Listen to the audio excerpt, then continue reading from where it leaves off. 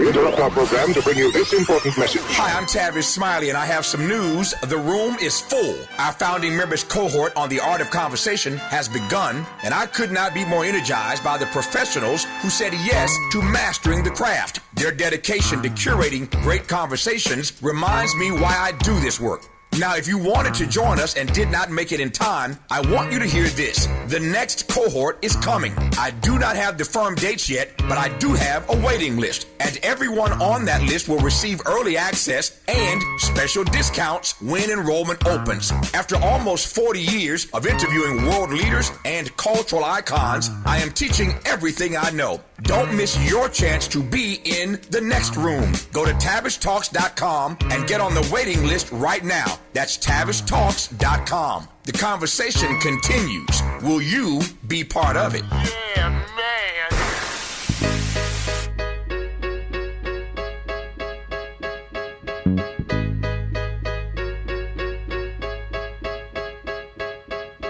I need a dollar, dollar, dollar, that's what I need. Hey, hey. Well, I need a dollar, dollar, dollar, that's what I need. Hey, hey. Said I need a dollar, dollar, dollar, that's what I need. And if I share with you my story, would you share your dollar with me? Bad times are coming and I reap what I done sowed. Hey, hey. Well, let me tell you something, all that glitters ain't gold. It's been a long old troublesome road, and I'm looking for somebody come and help me carry this load. I need a dollar, dollar, dollar, that's what I need. Hey, hey. Well, I need a dollar, dollar, dollar, that's what I need. KBLA Talk 1580 on that reparations.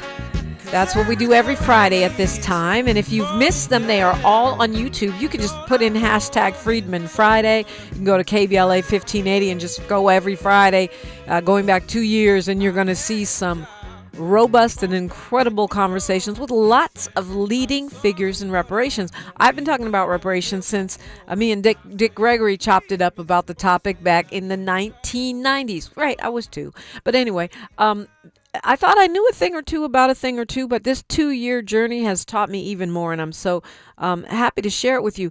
And, you know, if you have suggestions, figures we haven't hit yet, let me know. DM me at Deprima Radio or KBLA 1580 on any of the socials except Facebook, because I don't ever look at my messages on Facebook, but any other platform. And let's talk about it, because I'd love to hear your thoughts, you know, about who we should have on. We continue pursuing those that tell us no, and some of them are the people you're going to suggest, but we you never know who you might have that we haven't thought of. So I'm excited today to invite in a fellow journalist. Sometimes when you cover something, you miss things, or you don't know which questions to ask. And this man always knows what questions to ask. He's an award-winning journalist, a professor, and an artist. Has contributed to the New York Times, NBC, Variety, Channel Q, CNN International, and others. And he has served as a past president of the National Association of Black Journalists. Jarrett Hill, good morning. Good morning, Dominique. I'm so happy to be with you again. Happy to have you on as well. And before we pivot to reparations, you know, you have certainly studied divinity, and you are an activist as well as a journalist. I wondered if you wanted to say a word or two about the Reverend Jesse Jackson. Yeah, I feel like as we're in this moment, and one of the friends I was just talking with online about losing Jesse Jackson is he was like, I feel like there's no one to stand in the gap as we're losing all of these different iconic, important trailblazers that have had such an impact. And that's something that I've been sitting with, right, as we lose a lot of folks. But I was saying to him, I was like, I don't know that I believe that we don't have anyone to stand in the gap. I was like, well, what are we here for, right? Like, and he was like, well, I mean, I'm like, no, but I mean, right? And like, I remember seeing Reverend Jackson at NABJ, a National Association of Black Journalists conference.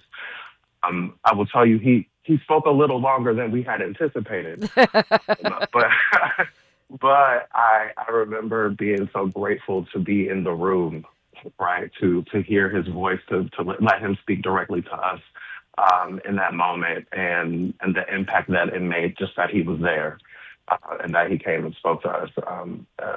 It was a very moving moment for me as a journalist, as a Black man in this country, as an American, and we've lost a great.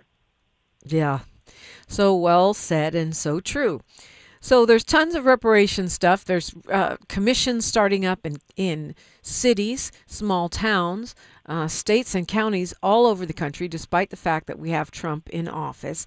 Ayanna Pressley, the Congresswoman, and Senator Cory Booker have reintroduced the HR 40, and which of course has a different number in the Senate. So we don't expect anything to happen with that on the federal level, but the march for reparations continues. So I thought I would kind of turn things over to you, since you haven't been with us every single week, but you are quite an astute journalist. What is it that you want to know about where we are with reparations at this point that I might know, or that we could talk about? Yeah, reparations is a conversation that I feel like I've always heard and been a part of, and like been kind of curious about. But I always, whenever I hear reparations as a conversation, I immediately am asking the question of like, is this ever actually going to happen? Right? Like, it's always kind of the first thing that I think about, because as much as I can be an optimist, I do feel rather pessimistic about reparations. And so I guess the first thing that I would love to get from you is like, how do you think about the ways in which reparations can, will, or may show up for us, like practically in our lifetimes, by the things that we're already seeing developing in different places around the country? Right. So Evanston, Illinois, is giving out $25,000 grants to 44 families. Okay, it's small, but for those 44 families, that's really something powerful. It's a tiny town. Now, to be fair, they're being sued by conservatives, but to stop this. But they've already handed out some money from their cannabis taxes under the reparations banner to help with housing programs. That's one example.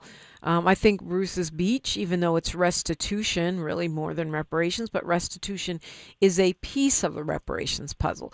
So we've seen the Bruce family get their land back, and then they sold it, but the family ended up $20 million richer than they would have been had it not been for the reparations movement.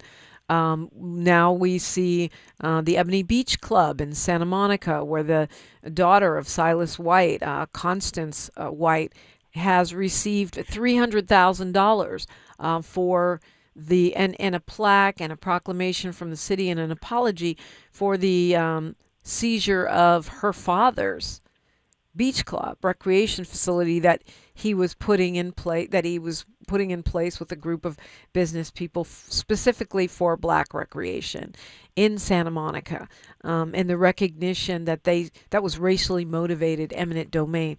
Again, restitution, but this comes out of the reparations movement and seems to have started somewhat of a domino effect of people saying, hey, these people took my family's land, and we were impacted by this freeway. And one more case I'll point out is Palm Springs, where mostly Black, but also some Latino residents were awarded compensation. And again, these are not owners of land, but they were pushed out of where they lived in the middle of Palm Springs because of eminent domain, but it was really racially motivated and intentionally made the town of Palm Springs white, even though they were the help. They were the gardeners and the house cleaners and the nannies for the folks in that town.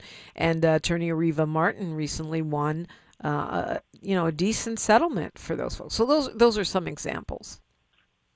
It's actually really encouraging. I think that when we think about the wins that we need to remember, right, is those kinds of things that can remind us that the work that is being done is having an effect, even if we're not seeing it happen at the federal government level, like that we're seeing it on local, smaller municipal kind of levels, and to know that like there are so many different kinds of ways that people are working on this. Because I often think about reparations as something that immediately people think of as a check.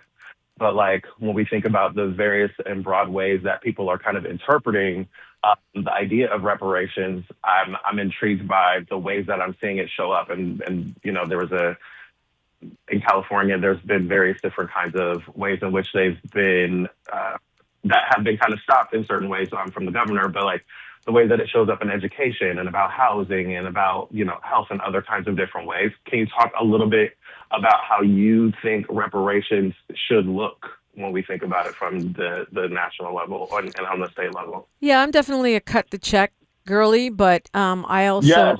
I love that. if you cut the check. But if you look at the California Reparations Report, which is over 1,000 pages, but there's a 60-page summary of it.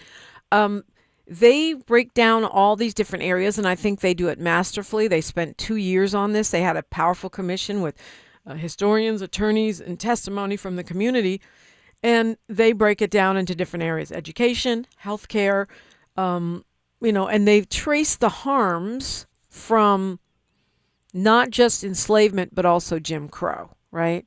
So I think that is correct. And one of the stumbling blocks is always who is eligible. That's one of the things people fight about.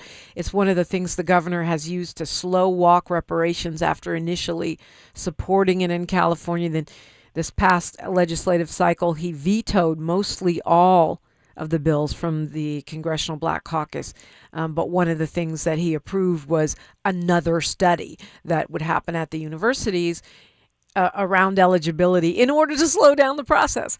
But I think the California Reparations Task Force was pretty clear about it, which is when it comes to a check, it's meant to be direct descendants, lineage based. So we're talking about, you know, the descendants of enslaved persons or the descendants of people who, you know, can trace their heritage, can say my relatives were living here in 1860, whatever. And then for the broader benefits, let's say racially motivated eminent domain. Well, that would benefit everybody. If you were an immigrant from Jamaica and the KKK took your land, or the Manhattan Beach City Council, I don't know if you can tell them apart. Well, come on.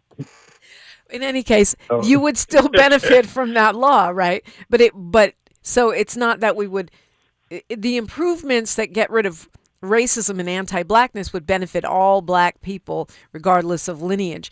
But the check and other direct benefits like the universal basic income that they've talked about for older Americans who are black, those kinds of programs that are being advocated, they would be only for those who can show their lineage. And I think they, you know, to me, we figured it out. So why do we need another study, Governor Newsom? Yeah.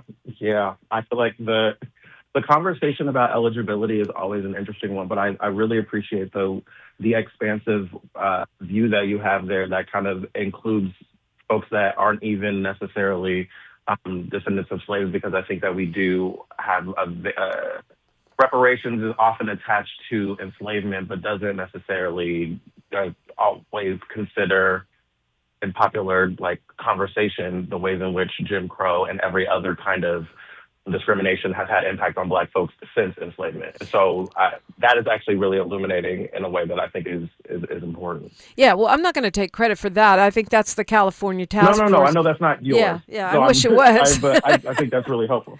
I think it's a really helpful framing, though. Yeah, I think so, too. And I feel like what they did is they said, okay, after a lot of battle and a lot of debate, they said we're taking the lineage model when it comes to direct cash payments and benefits. And so, you know, the broader benefit is a residual but wonderful effect of this movement.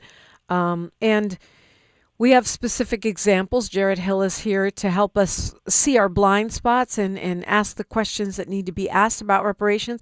You're invited to do the same. 800-920-1580. You ain't going to do it like Jarrett, but you can. 800-920-1580. That's the number. I'm just playing with you. We are KBLA Talk 1580. Thanks for starting your morning off with a voice that speaks truth to power and the powerless, getting to the heart of what matters most in our community.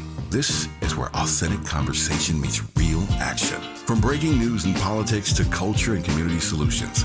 This is where you hear perspectives you won't hear anywhere else. This is where we come together, get informed, and make change happen. You're inside First Things First with Dominique DePrima on KBLA Talk 1580. Good morning, sunshine. You make my day.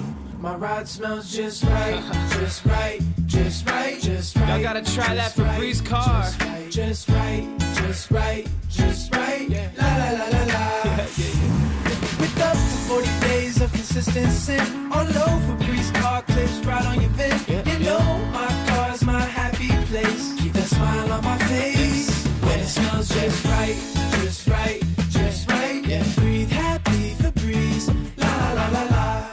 What's up? What's up? What's up? We got to laugh the pain away. Hey, KBLA delegation, happy Black History Month. Around here, we celebrate our culture, our community, and our contributions daily. But this year, as we observe the 100th anniversary of Black History Month celebrations, we're excited about our annual KBLA Talk 1580 Black History Month Luncheon, honoring comedy greats. On Thursday, February 26th at the Grammy Museum in downtown LA, we're toasting D.L. Hughley, Melanie Camacho, Earthquake, Munell, Dion Cole, and Martin Lawrence with a surprise guest appearance. A limited number of individual tickets for the luncheon remain, so now would be a good time to head to KBLA1580.com to secure one for yourself. That's KBLA1580.com. A little laughter goes a long way, especially in times like these. So come, join us for our annual KBLA Talk 1580 Black History Month Luncheon, Thursday, February 26th at the Grammy Museum. Again, tickets are available right now at KBLA1580.com. Well, I hang around my boy. He been married for 6 years. Videotaped his wedding day, never watched it. Now and every day he watch it every day, but he watch it in reverse. Because he said he loves seeing himself take that ring back off of that finger. Walking back down that aisle, just waving at her ugly mother down the church. Getting back in the limo, back at the bachelor party. Look how happy I was. KBLA Talk 1580 thanks LA City Council members Curran D. Price Jr. and Heather Hutt for being the presenting sponsors at this year's Black History Month Luncheon. Honoring excellence, resilience, and achievement, we're KBLA Talk 1580. Pizza's here. Oh, great. I'd love some, but I'm worried about my stomach issues. If you're worried about having diarrhea, gas, bloating, stomach pain, or loose, oily stools, it may not just be stomach issues. It could be a condition called exocrine pancreatic insufficiency, or EPI. With EPI, the pancreas doesn't release enough enzymes to break down food, but EPI is manageable. Use the symptom checker on identifyepi.com and talk to your doctor. That's identifyepi.com. Sponsored by AbbVie. The conversation continues right now with Dominique DePrima on First Things First. Yeah, Jarrett Hill is my guest. We're just gonna put on our journalist hats here and unpack some of what's going on. So apparently, Evanston, Illinois, has paid out $6.2 million, which is a small amount when you look at against the backdrop of everything that was taken, everything that is owed. But it is they were the first example of cash payments. Now they're being sued by a conservative group, and this is a repeating pattern. But nevertheless, more and more reparations commissions keep popping up. This week, the Philadelphia City Council started their conversations about a reparations committee. They're going to call it the Office of Freedmen Affairs, which would be tasked with guiding their reparations efforts and figuring out who qualifies. Once again, that's always the issue, especially since we're in the anti-DEI, anti-anything black phase of America. That not like that's a new phase, but it's on steroids. So, I mean, what do you make of that? You've covered a lot of different movements that have, grown on the ground, and I think we're places like Roanoke, Virginia. I think that was 2 weeks ago. They started theirs. Detroit is fairly recent. They're a couple of years, but every week, really, when I look up reparations to prepare for the show, there's another small city, town, county, or even state coming on board. I'm actually encouraged, to be honest with you. I think as a journalist, it's oftentimes right now easy to be frustrated and angry and all of the things, right? All of the language that I've learned in therapy. But like it is encouraging to see these smaller wins because I think about the ways in which it is important. I've been doing some research on Martin Luther King Jr.'s interview in Playboy and been reading through that lately for something I'm working on. And in it, he was talking about the importance of the small wins. And I think that's been resonant with me lately, that like, even when you're not getting the bigger wins, like it's important to get the smaller ones. And because it keeps us going in a movement, right? It gives you the smaller wins make it able to see the work that is happening in smaller cities or on smaller levels can give us the encouragement we need to keep going.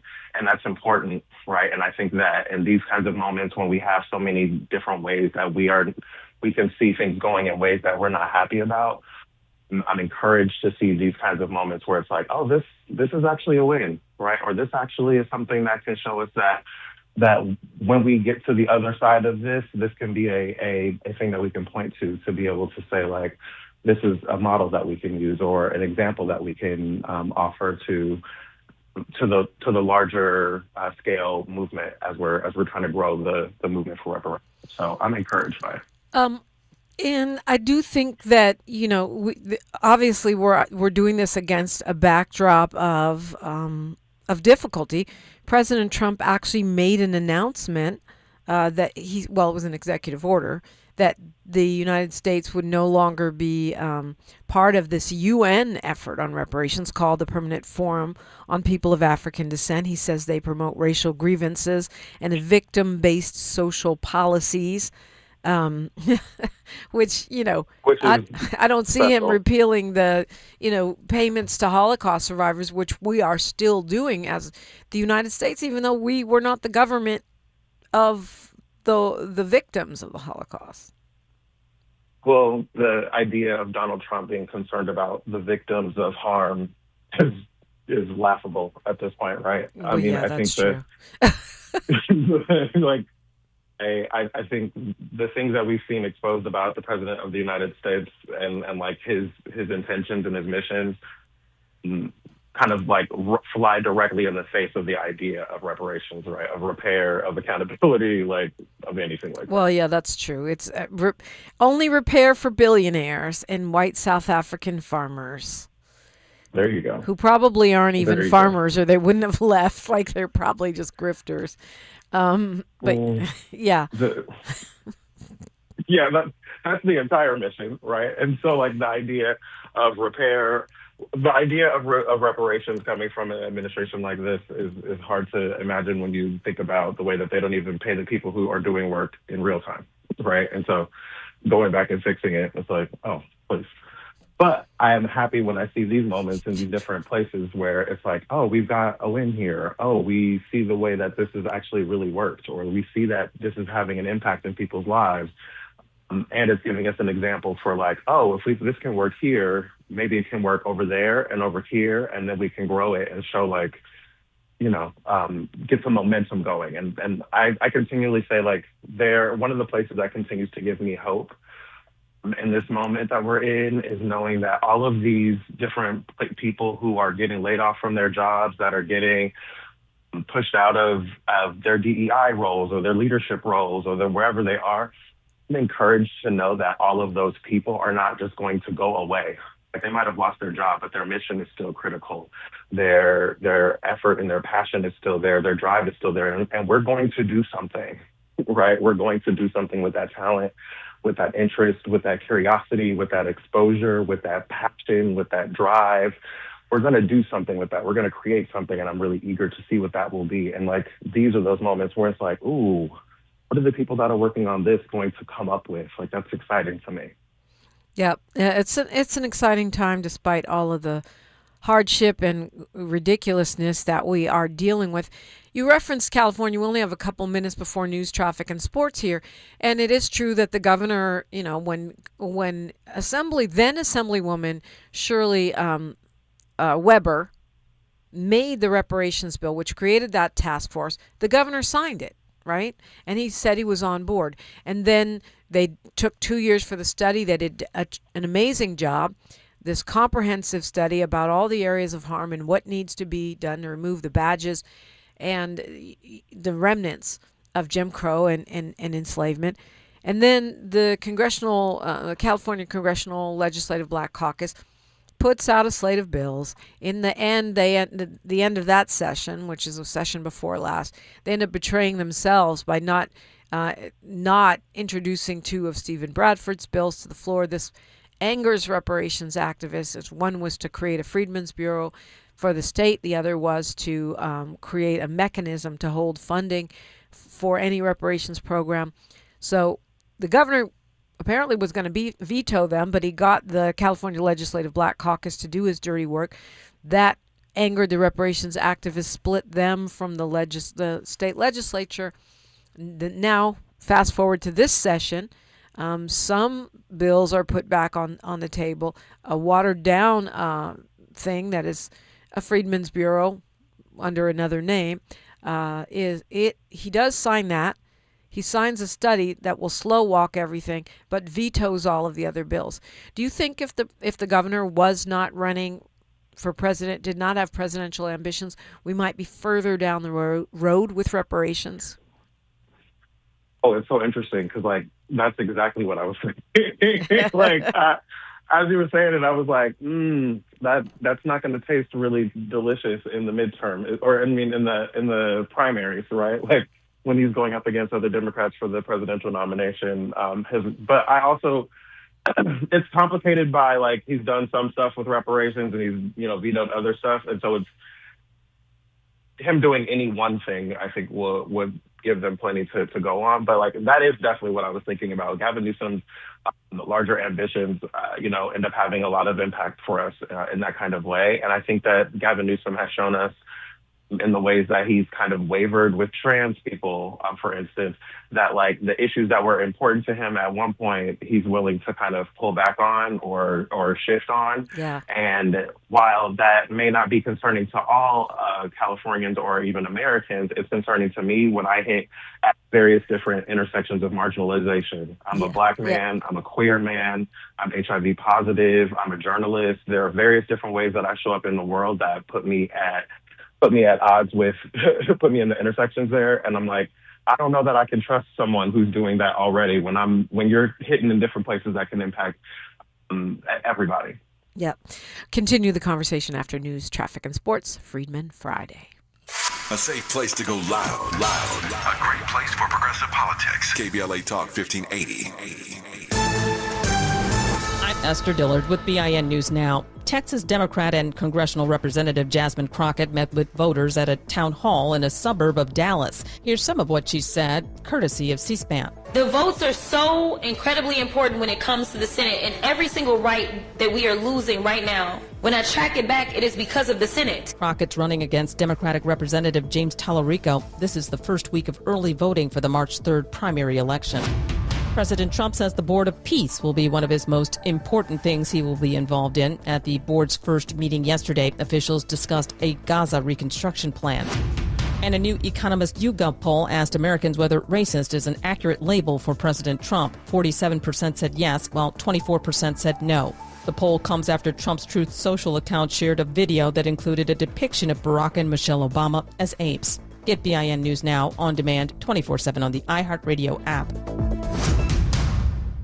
Hi, I'm Angie. Did you know a billboard can save a baby's life? It's true. You can make a difference by helping us spread the pro-life message to reach those who are struggling with an unplanned pregnancy. Please make a gift today. Visit prolifeacrossamerica.org. Is this the tiger? This is the KBLA Sports Minute with Ray Richardson. Intense game last night at the Intuit Dome in Inglewood. The Clippers held on for a 115-114 win over Denver, and may have found a rising star in the process. Benedict Mathurin, making his home debut with the Clippers, dropped 38 points off the bench. When the Clippers got Mathurin 2 weeks ago in the trade with Indiana, I told folks this guy has some pop to his game. Clippers Nation is going to like him. Kawhi Leonard had 23 points. 34 straight game, Kawhi has scored at least 20. The Clippers and Lakers meet up tonight in downtown LA at Crypto.com. First game for the Lakers after the All-Star break. 20 straight wins for the UCLA women's basketball team. UCLA, the number 2 team in the country behind UConn, beat Washington last night 82-67. 23 points and 8 rebounds for Bruins center Lauren Betts. The Bruins' last loss was to Texas on November 26. No debates, no speculation, just the info you need. That's your KBLA Sports Minute. I'm Ray Richardson on KBLA Talk 1580.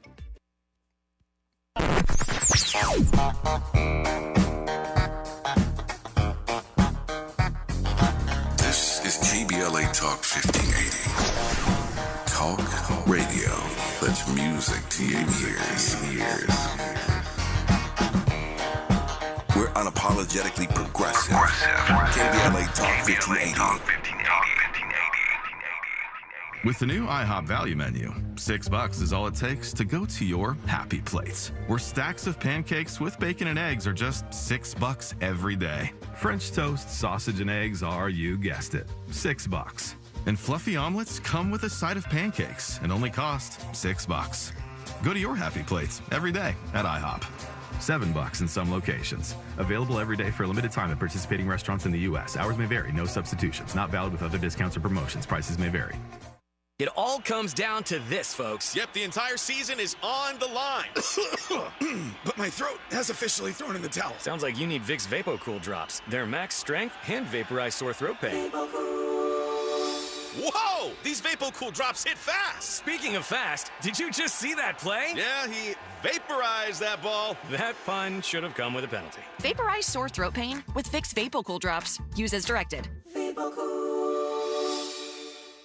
KBLA Talk 1580, connecting you with the world. African Focus Incorporated is a community-based organization whose mission is to bring Africans and African Americans together, lead charitable initiatives on the motherland, and educate people from all walks of life on the beauty, legacy, and opportunity of Africa's 54 nations. And it's that time once again when African Focus is teaming up with KBLA Talk 1580 for our 8th annual African Focus Trailblazers Tour. Travel with us in 2026 when we're headed to the southern African nations of Zambia and Botswana for a historical, cultural, and vacation tour led by me, Dominique DePrima, Cultural Ambassador for African Focus Incorporated. Enjoy luxurious accommodations, conscious fellow travelers, shopping, adventures, cultural tours, wildlife safaris, and a giant waterfall, one of the world's 7 wonders, along with a chance to be of service at an orphanage on the continent. Become an AFI trailblazer by exploring the motherland with a nonprofit organization that has members in Africa and America to help roll out the red carpet for you, and together we'll make a difference and have fun doing it. For more information, visit africanfocus.org or call 310-676-7300. That's 310-676-7300 or africanfocus.org. Whether it's stateside or exploring the diaspora, we're with you every step of the way. African Focus and KBLA Talk 1580. Come go with us. This is KBLA Talk 1580, where hate loses and love wins. Yeah, Jarrett Hill is with us, and we are talking reparations like we do every Friday this time. I thought it would be informative to team up with a fellow journalist and an award-winning one at that, to unpack some of what's going on, what's been going on around the world, globally, nationally, locally with reparations. Jarrett, before we run out of time, like I always do, tell them how to follow you. You do a lot of great writing and activism, and also some comedy and game shows and all kinds of things. Yes, I'm busy when you put it that way. You can find me at jarretthill.com. Is probably the best place to find me. Jarrett is 2 R's and 2 T's because my parents wanted to make things a little bit more challenging for me. But I'm very excited about some of the new things that I'm doing. I have a book that is out that you talked about, Historically Black Phrases from I and one of your little friends to Who All Gonna Be There, which is available wherever you get your good books and even your bad books as well. But the thing that I'm mostly excited about coming up next that is going to be getting announced formally on Monday, I just went to Harvard Divinity School, and my big final project there was an art exhibit of all the art that I'd made, of paintings and drawings and sculpture and different things like that I did while I was at Harvard. And so one of the things that I kept getting suggested by my friends was, oh, you should do like that paint and sip thing and like tell stories. And I was like, oh, that sounds cute. And then I talked with the folks over here at 1010 Wine and Events here in Inglewood, and I'm going to be doing my first paint, sip, and storytelling March 7th. So I'm really excited about it. And people are going to get to come out and make something that they can take home with them, and that's going to be a lot of fun. So I'll be formally announcing that on Monday and having tickets at jarretthill.com March 7th. Oh, how cute is that? I was there last night. Yeah. Speaking of 1010. It's so good. I love it gained over a there. few pounds over there, yeah. But look, speaking on reparations, we know some reparationists thought that the MAGA president might be a supporter in some way, the art of the deal. I used to say that in his first presidency. Well, it makes more sense for him to cut a deal on reparations than even Barack Obama, because he would be accused of self-dealing with his community or whatever. But of course, Trump has made it clear that he will not support reparations. But on the international stage, it is also heating up. In the Caribbean, in Africa, they are pushing for their own colonizers. I think there's confusion around this. Some of the and I don't know if it's intentional, coming from ops, people like, Tariq Nasheed and people like that who really focus on dividing African Americans or freedmen or FBA from the diaspora. I don't know if it's that or if it's because there's misunderstandings, but that people don't understand. Jamaicans are demanding reparations from England. Haitians are demanding reparations from France. And so it goes. And this is really picking up steam. But so far, the royal family, the family, Andrew, who was arrested yesterday, so far they're kind of dodging it. Yeah, there's so many things in there that from what you just said that are resonant for me, and I'm thinking about the way that, from a reparations perspective, like the ways in which we've had Donald Trump as president right now. I'm thinking about over the commercial break and in the news, we heard that I believe it was 47% of Americans believe that Donald Trump is racist. Yeah. I'm like, that's it's encouraging that it is a majority of the people being of the study there, but like it's also like only 47%. Like, what are we talking about? Right, yeah. You know what I mean? Like, but if you made that poll with black people, I bet you the result would be a little different, Well, yeah, but yes, absolutely. But I think it speaks to the lack of understanding of even what racism is, right? Because most white people do not think they're racist, right? And I think that on the other side of that spectrum is folks that are like, it would be, if we look at, I believe it was Van Elliott that was saying like, it would be impossible to not be racist, right? As a white person, like to be steeped in this culture, to be raised in this, a religious ideology, to be, completely immersed in this culture and grown up in this soil. There's no way to come out of this country, to grow up in this country as a white person and not be racist. But also that racism, that anti-blackness, that whiteness is steeped in all of us as well, right? Because we come out of this soil as well. And so those white supremacist messages, something to us, right? They bring something out of us. They make us see ourselves in ways that are not useful, that are not helpful, that are harmful.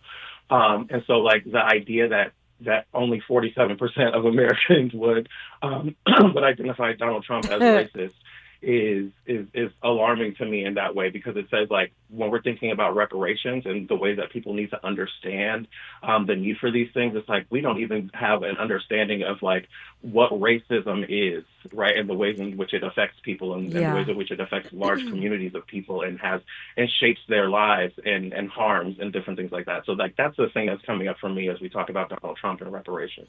Yeah, that's a good point. I mean, but the thing about it is, too, a lot of that, some of it is people don't know, and some of it is people are feeling guilty or defensive.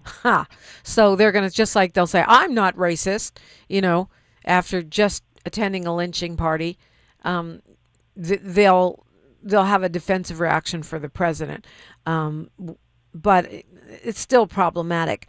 The UK Prime Minister Keir Starmer said about reparations that his government would not be drawn into long, endless discussions. I'm quoting: "We will not be drawn into long, endless discussions about reparations on the past." Again, and I kind of find it trite when people always bring up the Jewish community, but in this case, I think it really does apply. I don't think he would ever dare say such as that on a microphone anywhere about the Holocaust. Yeah. Long, endless discussions about the Holocaust. Like, nobody has time for that. Yeah, I think that this is another example of the ways in which anti-Blackness shows up everywhere, right? Like, it's not just a whiteness conversation, but an anti-Blackness conversation that says, like, yeah, the issues that y'all have, we don't care. Like, and we're not going to act like we care. We're not going to pretend like it's a real issue that we want to address. And I think that when we look at that in this American context, it's like the government has told us this time and time again, right? How they feel about the federal government, at least, right? And we look at all of these other examples that we talked about in smaller places where the governments are saying, actually, this is something that's important to us, right? And, like, we can find hope in those spaces and in those moments. But when we're looking at the federal government, we don't have that. Right, but I do think as the momentum becomes global and also local, it becomes harder for them to just unilaterally shut it down. The African Union declared 2025 to be the year of reparations, and then added 2026 through 2036 as the decade of reparations. Okay, that's the African Union. CARICOM, which is the Caribbean group, reparations group that's led by Sir Hilary Beckles. They went to the UK. They met with members of government, civil groups, academics, churches, and this was last year, and they're trying to lobby for reparations, and that's growing in momentum as we see more and more Caribbean nations kicking out the English monarchy as the heads of their state and demanding that the English and the French, mostly in the Caribbean it's the English, pay reparations. And I just don't think they can ignore it forever, just like they can't ignore the Epstein files forever. Eventually somebody's going to come and arrest your behind, former Prince Pedo. And I think the same is true of reparations. Prince Pedo, I can't just let that run by Sorry. without cackle. I didn't see that coming. Sorry, go ahead. That's my special nickname for the prince, but alleged Prince Pedo, I should say, before they carry me out and put me in the guillotine. We love to see it. We love to see it. What a journalist. Yes. Shout out to the legal disclaimer of allegedly. We appreciate it. Yeah. Yeah, go ahead. No, I'm so with you here, and looking at this from a reparations context as we are today, I think the next questions, and I think you might have to take a break here, but I am kind of encouraged and more curious, and now kind of wanting to know okay, well, what do I do now, or what do I do next, and kind of want to ask you some questions around that, if you don't mind. Yeah, absolutely. What can we do? Solutions are always front and center around here, And I'd love to hear from you if you want to weigh in. 800-920-1580. They are talking on the YouTube. Willie Ellis just anteed up some money for KBLA. We love you for that. Keep us on the air. Friend, much appreciated. Jarrett Hill is with us, jarretthill.com. I'm going to that sipping whatever you do. I'm going to be there. You're always welcome here, KBLA, Talk 1580. More of First Things First with Dominic DePrima when we come forward. Why'd I go to the doctor? Working on the farm, my heart kept skipping a beat. I didn't think much of it, but my daughters made me get checked out. Turns out I have atrial fibrillation, which increases the risk of stroke about 5 times. Symptoms like irregular heartbeat, heart racing, chest pain, shortness of breath, fatigue, or lightheadedness can come and go. But if it's AFib, the risk of stroke remains. If you have symptoms, contact a doctor. I'm so glad I did. Visit notimetowait.com. Sponsored by Bristol-Myers Squibb and Pfizer. There's no championship league for small business owners. But if there was, you'd be at the top of the standings. Because going pro with Lenovo Pro means you've got the winning formation. One-on-one advice, IT solutions, and customized hardware powered by Intel Core Ultra processors help you stay ahead of the competition. Business goes pro with Lenovo Pro. Sign up for free at lenovo.com/pro. Lenovo. Getting around LA doesn't have to cost a lot. Metro has fares that fit every budget. 20 free rides for qualified riders through the Life Fare program. Free passes for students with GoPass and affordable options for everyone in between. Wherever you're going, Metro's got you covered. Visit metro.net/fare programs. We interrupt our program to bring you this important message. Hi, I'm Tavis Smiley, and I have some news. The room is full. Our founding members cohort on the art of conversation has begun, and I could not be more energized by the professionals who said yes to mastering the craft. Their dedication to curating great conversations reminds me why I do this work. Now, if you wanted to join us and did not make it in time, I want you to hear this. The next cohort is coming. I do not have the firm dates yet, but I do have a waiting list. And everyone on that list will receive early access and special discounts when enrollment opens. After almost 40 years of interviewing world leaders and cultural icons, I am teaching everything I know. Don't miss your chance to be in the next room. Go to TavishTalks.com and get on the waiting list right now. That's TavishTalks.com. The conversation continues. Will you be part of it? Yeah, man. KBLA Talk 1580. We've got a lot to talk about. KBLA Talk 1580, connecting you with services and solutions. 10 Toes In serves as a mentorship and domestic violence prevention program. They support, educate, and empower couples during and after incarceration. They assist male returning citizens to re-enter society successfully and to help them maintain a healthy relationship with their romantic partner. They offer a mentorship support group for formerly incarcerated men. 10 Toes In teaches its Intimate Relationships 101 curriculum at male prisons throughout the state of California. They host sister support group meetings for women who are intimately involved with incarcerated and formerly incarcerated men. 10 Toes In is a 501c3 nonprofit organization. To access their services or make a donation, please visit them online at 10toesin.org or find them on Facebook or Instagram. They are healing lives through relationships. This is a community call to action from KBLA Talk 1580. Ready to order? Yes. We're earning unlimited 3% cash back on dining and entertainment with a Capital One Saver card, so let's just get one of everything. Everything? Fire everything. The Capital One Saver card is at table 27, and they're earning unlimited 3% cash back. Yes, Chef!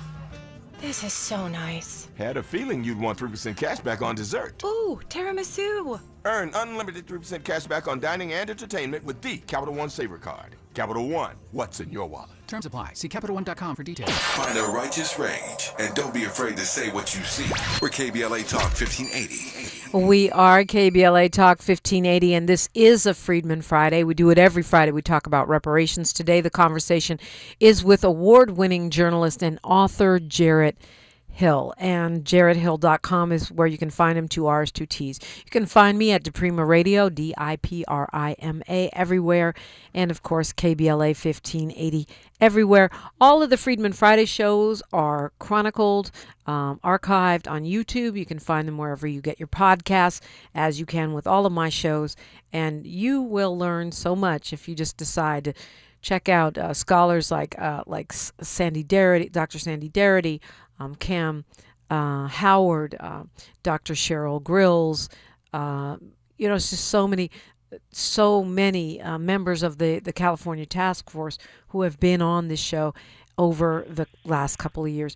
So you wanted to focus on solutions, Jarrett, and I know that's coming from a place of, you being an artivist and a journalist. What's the first thing that stands out to you? I mean, we started out talking about how you're like many people thinking this is never going to happen. Yeah, I for myself, I think part of it is I'm working on new projects, and I find myself always really curious with what I can give people to do next, because I find myself kind of paralyzed and not always knowing what I should be doing in response to this moment. And I think that we are seeing things changing so quickly, but also I'm always thinking about when are people gonna do something, and thinking but what is the thing I want them to do, right? And I think we often think of protest as the way to go back and resist and push back against the system, but I know that a lot of Black folks are look at some of the data that we're seeing, a lot of Black folks are not necessarily interested in going out and being on the front lines in the way that some Black folks are. And so I'm well, what are the other things that we can do outside of protest and vote, right? And so when I'm doing these different kinds of things that I'm working on for a new show that I'm going to be doing starting in April, I'm asking myself, but what can I give people to do with this information? What can I show them that they can do now or next to be able to kind of advance this thing forward? And so when we're having this conversation around reparations, I'm thinking to myself, okay, well, what is the thing that I can do now or next to help advance this cause or to learn more about it? And that's kind of what I'm kind of curious from you. How do you think about that? Well, I think like you said, there's levels to it. For example, there are many organizations that are working on this issue. So, and you can go all the way from, okay, I can volunteer with Ayanna Pressley and Senator Cory Booker, Congresswoman Pressley, what are they doing around the federal legislation? Or you can go all the way to a grassroots level. Black Lives Matter grassroots literally is working on reparations in all of their 52 chapters. You can go with some of the Pan-African organizations, of which there are quite a few, right? Reparations organizations that are doing this work. Reparations United is one. Or you can go with you can go with ADOS. That's a little bit sometimes more conservative. You can go with an organization like CJAC in California. There are lots of grassroots organizations that are working on this issue. And the other more mainstream way, which is also important and legit, go get involved with one of these commissions. Now, Santa Monica just pulled a fast one. They convened a reparations commission and then they dissolved it literally a few weeks later. But let's show up to their city council meetings and ask them why they did that. Hold them accountable. I think it's the how do you eat an elephant, one bite at a time. And so there's the government level, there's the grassroots organizing level, there's local, national and county government. And the other thing, which I think is super important, is we've got to educate ourselves and each other. There are a lot of Black people, not a majority. The majority of us support reparations, but there are a lot of us who don't. And my understanding is that a lot of it is because people just don't know. They don't know that Wes Moore vetoed reparations legislation in Maryland, and then that veto was overridden, which is extremely rare. Overriding a gubernatorial veto? Who does that, right? They don't know that there are now dozens of cities that have reparations commissions. And so I think that's a huge part of moving the ball down the field in this particular time with this issue.